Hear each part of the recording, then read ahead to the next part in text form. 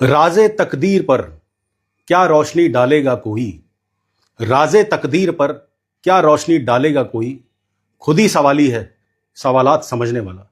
नमस्कार दोस्तों, मैं आकाश आहूजा।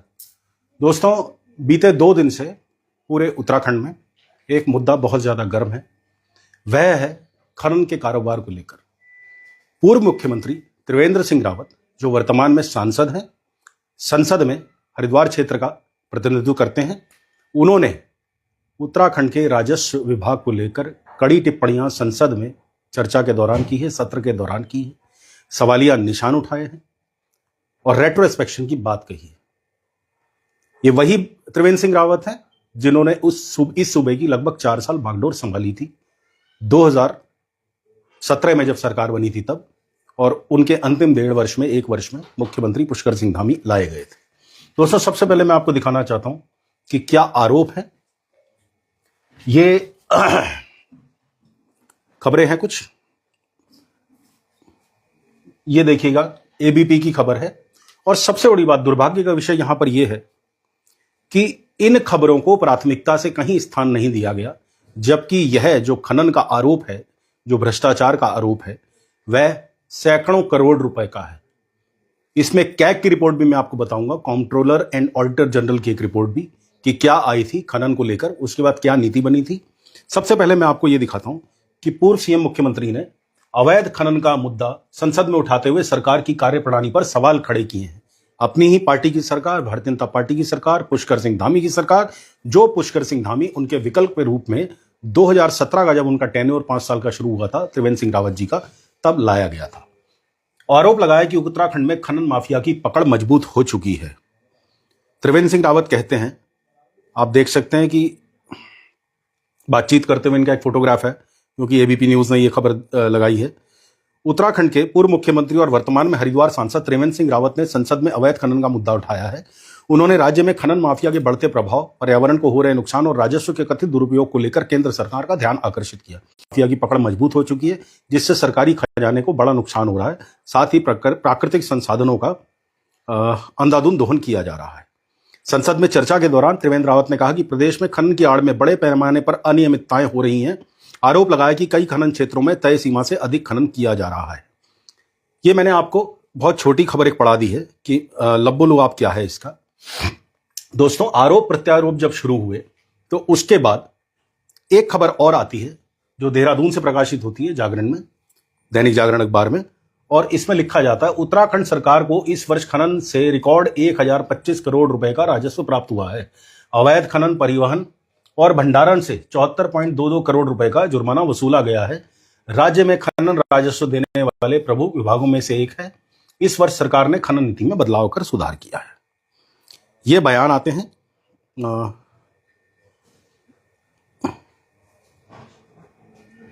जो मैंने आपको बताया, आगे भी प्रमुख खबर में यही है।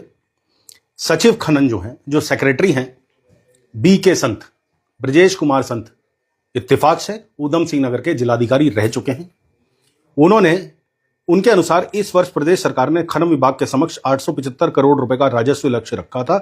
इसके सापेक्ष इस वर्ष अभी तक 1025 करोड़ का राजस्व अर्जित कर चुका है उनका विभाग। यानी उन्होंने ये क्लेम किया कि जो त्रिवेंद्र सिंह रावत मुख्यमंत्री रहे हैं वो गलत आरोप लगा रहे हैं। अब मैं आपको ये बयान सुनवाता हूं, ये ब्रजेश संत और जो उनकी यह बात कहना कि अवैध खनन हो रहा है या बढ़ रहा है, ये पूर्णतः निराधार, भ्रामक और असत्य है।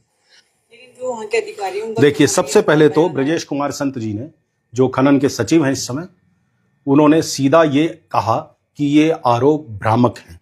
यानी उन्होंने अपने पूर्व मुख्यमंत्री और वर्तमान में हरिद्वार से सांसद और भारतीय जनता पार्टी के ही नुमाइंदे त्रिवेंद्र सिंह रावत के आरोपों को गलत ठहराने का प्रयास किया है।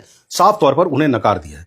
अब देखिए त्रिवेंद्र सिंह रावत इसमें पलट कर क्या जवाब देते हैं, ये सुनने योग्य है। इनकी भाषा भी देखिएगा, इनकी तलखी भी देखिएगा और कहीं ना कहीं इनका दर्द भी देखिएगा।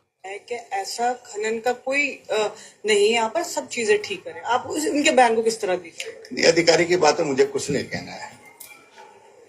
वो कहते हैं ना कि शेर कुत्तों का शिकार नहीं करते, तो उसके बारे में कुछ बोलना ही नहीं है। तो त्रिवेंद्र सिंह रावत ने यह कह दिया कि शेर कुत्तों का शिकार नहीं करते हैं, यानी उन्हें सीधे तौर पर अधिकारी को कुत्ता करार दिया है। उन्होंने कहा था कि खनन से हमें इतना राजस्व, 1000 करोड़ से ऊपर का राजस्व प्राप्त हुआ है, उसको लेकर उन्होंने ये कहा कि शेर कुत्तों का शिकार नहीं करते, यानी मैं उसकी बात का कोई जवाब नहीं देना चाहता, और साथ ही साथ उसमें यह दर्शाती उनकी बॉडी लैंग्वेज कि वह अपनी बात पर कायम है। अब मैं दोस्तों आपको दिखाता हूं कि यह खनन नीति, पहले तो कैग की रिपोर्ट आपको बताऊं मैं। ये कैग की रिपोर्ट है, उत्तराखंड में फैला अवैध खनन का जाल, कैग रिपोर्ट ने उठाए सवाल। कैग रिपोर्ट वही है, कंट्रोलर एंड ऑडिटर जनरल की रिपोर्ट, जिस रिपोर्ट की वजह से 2014 में कांग्रेस के खिलाफ बहुत रोष था लोगों में। कैग की रिपोर्ट आपको याद होगी, 2G स्पेक्ट्रम घोटाले में 2 लाख करोड़ का घोटाला होने का अंदेशा इसी कैग ने जताया था। लेकिन उस समय कैग की रिपोर्ट्स कैश होती थी क्योंकि विपक्ष मजबूत था। आज की तारीख में कैग की रिपोर्ट्स कैश नहीं होती, या तो विपक्ष मजबूत नहीं है या फिर मीडिया उसकी बात को उचित ढंग से नहीं उठाता। तो ये कैग की रिपोर्ट आपको बता रहा हूं, तारीख लिखी है स्वाति सिंह ने इसे लिखा है, अपडेटेड मंडे 2 अक्टूबर 2023, यानी आज से लगभग 1.25 साल पहले की, 1.5 साल पहले की रिपोर्ट है। उत्तराखंड में अवैध खनन का जाल ऐसा फैला है कि अब कई सवाल खड़े होने लगे हैं। मार्च 2023 में आई कैग रिपोर्ट ने सभी का ध्यान उत्तराखंड की ओर आकर्षित किया था। इस रिपोर्ट ने कैग ने वर्ष 2017-18 से वर्ष 2020-21 के बीच 37 लाख टन अवैध खनन की बात कहकर सभी को चौंका दिया था। और दोस्तों यहां ध्यान देने योग्य यह है कि 2017 से 2021 जो फाइनेंशियल ईयर्स की बात हो रही है वो उस दौरान के हैं जब त्रिवेंद्र सिंह रावत इस प्रदेश के मुख्यमंत्री थे। तो ये कैग रिपोर्ट के थे और इसमें लिखा गया है, क्या लिखा था, सुमन सेमवाल ने, एडिट स्वाति सिंह ने किया था। उत्तराखंड में अवैध खनन के मामले अब कई सवाल खड़े कर दिए हैं। मार्च 2023 में जारी की गई कैग रिपोर्ट को शायद सभी अधिकारी भुला नहीं पाए, जिसमें वर्ष 2017-18 से, जो मैंने अभी आपको बात बताई, कि रिपोर्ट में यह भी बताया गया था कि इस अवधि में किए गए अवैध खनन से सरकार को 45 करोड़ का चूना विशुद्ध राजस्व के रूप में लगा है। यह सिर्फ कैग रिपोर्ट बीत गई थी, कैग रिपोर्ट की बात थी।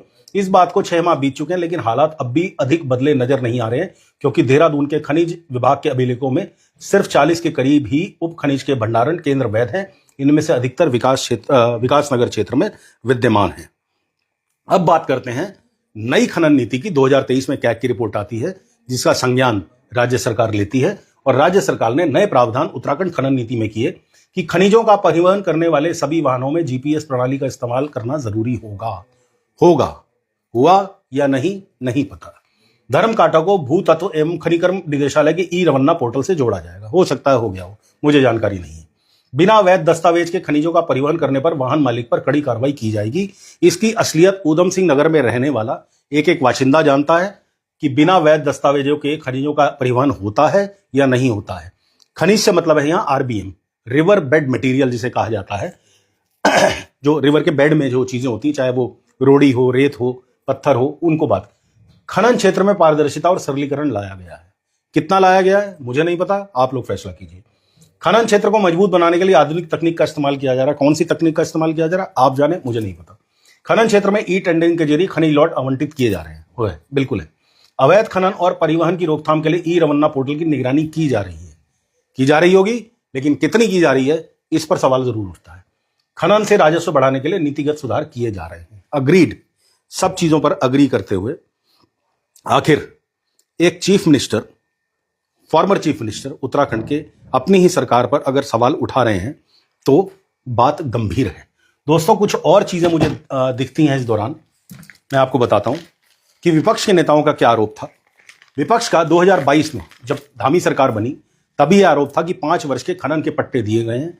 उद्देश्य यह था कि स्थानीय मूल निवासियों को रोजगार के अवसर सृजित करके दिए जाएं और खनन के काम में उनकी भागीदारी सुनिश्चित की जाए। विपक्ष का आरोप यह है कि 5 हेक्टेयर के 81 खनन पट्टे उस दौरान दिए गए, और ये दिए गए 7 रुपए प्रति क्विंटल बेस, जो मिनिमम गवर्नमेंट ने रेट लगाया था। बिड्स कितनी हुई इस पर नहीं डिपेंड करता, और आरोप यह लगाया गया कि 32 चहेते लोगों को बेस प्राइस पर यह दिया गया, और बाकी भी पट्टे 9, 9.5, 10 की रेंज में प्रति क्विंटल की दर से दिए गए। जगह अलग थी, खनन का पट्टा अलग था, तो रेट डिफरेंसेस आ जाते हैं। लेकिन यह आरोप साथ में लगाया विपक्ष के नेताओं ने, उसमें उत्तराखंड क्रांति दल और उसमें कांग्रेस पार्टी दोनों शामिल थे, कि जो हाई बिडर्स थे, जिन्होंने यहां तक कहा कि हम प्रति क्विंटल 20 से 25 रुपए तक देने को तैयार हैं, उनको ठेके नहीं दिए गए। उनके आरोप है ये कि उनके प्रमाण पत्रों में, चाहे वो चरित्र प्रमाण पत्र हो, आय प्रमाण पत्र हो या मूल निवास प्रमाण पत्र हो, उसमें कमियां निकालकर उनकी जो टेंडर बिडिंग्स थी उनको कैंसिल कर दिया गया। तो विपक्ष ने यह कहा था कि इस 5 साल के ठेका आवंटन में करीब 600 करोड़ का नुकसान होने की आशंका है सरकार को। और एक चीज और इसमें लाई गई, देखिए रेट का जो डिफरेंस है, क्लैश है, मैं उसको प्रूव करके बताता हूं। ये विपक्ष ने ही प्रूव करके बताया है और मैं विपक्ष की जो बात थी, जो तथ्य था, वही आपके सामने रख रहा हूं, अपनी तरफ से कुछ नहीं कह रहा।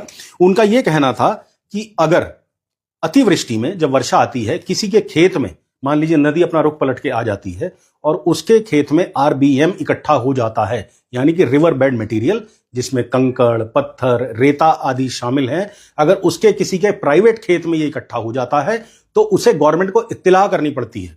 और इत्तिला करने के साथ साथ अगर वह गवर्नमेंट से वो सामान खरीदना चाहता है और खरीदकर आगे बेचना चाहता है तो उसको 14 रुपए प्रति क्विंटल की दर से सरकार को भुगतान करना होगा। तो दोस्तों, इतनी डिस्क्रिपेंसी किस लिए? आज वो जो आरबीएम है उसका रेट बाजार में 40 से 50 रुपए प्रति क्विंटल है। सब जानते हैं इस चीज को, क्योंकि हम लोग छोटी मोटी चीजें अपने घरों में बनवाते रहते हैं, कंस्ट्रक्शन करवाते रहते हैं, किसी का आवास होता है, कुछ होता है, तो कंस्ट्रक्शन चलते रहते हैं। तो आप ये देखिए कि अगर रिवर बेड मटेरियल किसी के खेत में पहुंच गया तो उसको 14 रुपए प्रति क्विंटल के हिसाब से देना है। लेकिन जो रिवर बेड मटेरियल आप उठा रहे हैं उसकी बिडिंग जाती है 7 रुपए, 9 रुपए, 9.5 रहे हैं कि 25 रुपए तक प्रति क्विंटल की बोली देने वाले बिडर्स मौजूद थे, जिनके टेंडर्स कैंसिल कर दिए गए, जिनके बिडिंग टेंडर्स कैंसिल कर दिए गए। और खनन के हालात क्या हैं?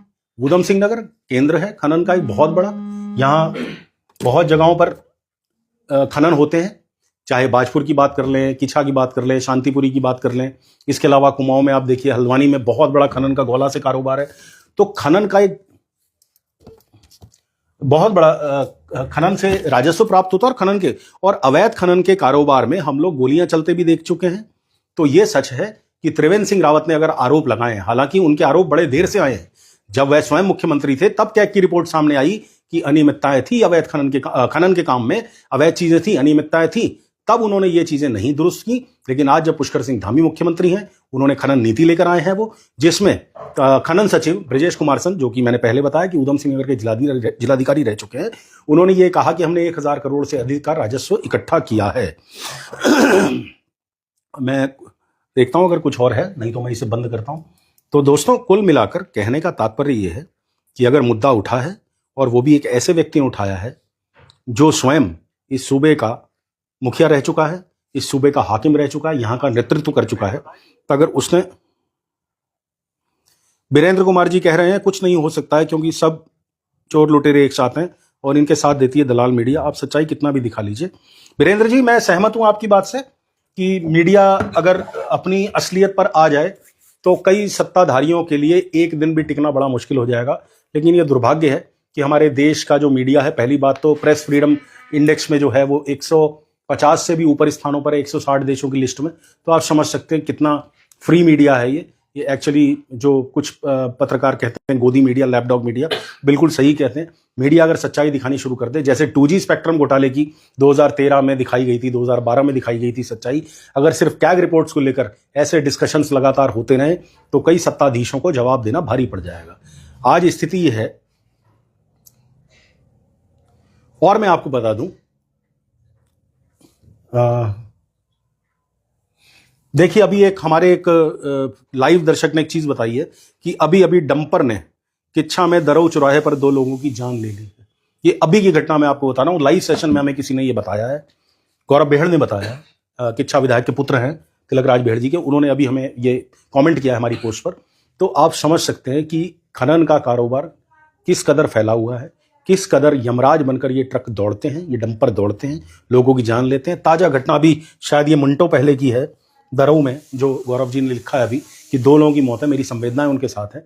लेकिन हमें ये समझना होगा, ये प्रश्न अब उठ रहे हैं और तो और ये प्रश्न बिल्कुल सही मौके पर इसलिए आए हैं क्योंकि मैं आज आपको एक ऐसी बात बताने वाला हूं जिससे आप शायद रूबरू नहीं होंगे। आज की तारीख में उत्तराखंड बीजेपी में इतना जबरदस्त फैक्शनलिज्म है, इतनी जबरदस्त गुटबाजी चल रही है, यहां तक कि मुख्यमंत्री पुष्कर सिंह धामी को आशीर्वाद देने वाले वरिष्ठ नेता जो खुद को अब रिटायर मानते हैं, वो भी अब उनसे हाथ हटा चुके हैं और एक लॉबी चल रही है। मेरे सूत्रों के अनुसार पुष्कर सिंह धामी मुख्यमंत्री ये चाहते तौर पर, लेकिन दूसरी लॉबी चाहती है कि रमेश पोखरियाल निशंक, जो इस प्रदेश के मुख्यमंत्री भी रह चुके हैं और इस देश के शिक्षा मंत्रालय भी संभाल चुके हैं, वो नए प्रदेश अध्यक्ष बने। फैक्शनलिज्म बहुत जबरदस्त चरम पर है। और आप यकीन मानकर चलिए कि कोई अनहोनी ही होगी कि जो 5 मिनिस्टेरियल बर्थ्स खाली हैं मंत्रिमंडल में उत्तराखंड के, वो 1 तारीख को भर जाएं या पहले नवरात्र पर भर जाएं कल, क्योंकि ऐसे कयास कई मीडिया हाउसेस ने लगाए हैं कि नवरात्र पर नए मंत्रियों की घोषणा हो सकती है, पोर्टफोलियो उन्हें दिए जा सकते हैं। लेकिन दोस्तों, मेरे भी कुछ सूत्र हैं, मैं आपको बताता हूं कि 90% ये संभावना नहीं है, ये नहीं के बराबर है, क्योंकि गुटबाजी बहुत चरम पर है। ऐसे में या तो मुख्यमंत्री धामी की पसंद को पीछे किया जाएगा, या फिर जो उनके खिलाफ धड़ा लगा हुआ है, जिसमें बहुत बड़ी संख्या में विधायक हैं, बहुत बड़ी संख्या में पुराने और वरिष्ठ नेता हैं, वो अपने मंत्रियों को आगे लाना चाह रहे हैं। तो इस समय बीजेपी हाईकमान का डिसीजन ही सर्वमान्य होगा, किसी की नहीं चलेगी, ना ही मुख्यमंत्री की, ना ही और अन्य नेताओं की, वरिष्ठ नेताओं की। ये बीच का रास्ता निकालने का प्रयास किया जाएगा। और ये जो त्रिवेंद्र सिंह रावत का बयान संसद में आया, संसद की सारी चीजें रिकॉर्डेड होती हैं। ये चीज कहने के बाद, ये प्रश्न उठाने के बाद, अब त्रिवेंद्र सिंह रावत इस मामले में पीछे नहीं हट सकते हैं। ये कमान से निकला वो तीर है जिसने प्रहार सीधा कर दिया है। मीडिया आपको ये सब चीजें नहीं दिखाएगा, क्योंकि मीडिया प्रशंसा में लगता है, मीडिया श्लाघा में लगता है। उसको लगता है कि इन चीजों को बताकर वो सत्ताधीशों के खिलाफ जाएंगे, जिससे उनकी आमदनी पर असर पड़ेगा। लेकिन ऐसे लोग भी मौजूद हैं जो इस बात को उठाते हैं, और मैं तो खुद कहता हूं कि मेरी आवाज तो बहुत छोटी है, न कारखाने की तूती है, लेकिन मैं जनता से जुड़े संदेश लेकर आप लोगों के बीच में आता हूं। मुझे ऐसा लगा कि अवैध खनन का मामला इतना छोटा है नहीं, क्योंकि मीडिया ने उसे कोई कवरेज नहीं, ब्लैकआउट कर दिया मीडिया ने लगभग उस विषय पर। आज भी त्रिवेंद्र सिंह रावत का एक राष्ट्रीय हिंदी अखबार ने छाप रखा बयान, लेकिन वो बयान उनके स्टिंग को लेकर है, और उसमें उनकी पॉजिटिव भूमिका के बारे में बात की गई है, खनन के बारे में बात नहीं गई। जो देश की सर्वोच्च संस्था संसद में उठा है, जो संसद इस देश का भविष्य निर्धारण करती है, वहां यह सवाल उठा है कि उत्तराखंड में खनन के काम में अनियमितताएं हैं, वो किसी ने कवर नहीं किया, क्योंकि आपको नहीं दिखाना चाहती मीडिया कि भाजपा में किस तरीके से फैक्शनलिज्म है, या फिर सत्ताधीशों में किस तरीके से लड़ाई चलती है, या सत्ताधीशों ने किसी एक छोटे से ऊर्जा प्रदेश, जवानी और पानी से भरपूर प्रदेश का क्या हाल किया है। मैं सवालिया निशान छोड़ता हूं, मैं आरोप किसी पर नहीं लगाता। मैंने सिर्फ त्रिवेंद्र सिंह रावत के आरोपों की बात करी, खनन सचिव ब्रजेश कुमार संत की बात करी कि उन्होंने कैसे पलटवार किया। उसके बाद मैंने ये बात करी कि त्रिवेंद्र सिंह रावत ने यह कहा कि शेर कभी कुत्तों का शिकार नहीं करते, तो क्या ब्यूरोक्रेसी को कुत्ते की तरह ट्रीट किया जाएगा इस प्रदेश में, या फिर हम मान के चलें कि ब्यूरोक्रेसी जानवर की तरह काम कर रही है।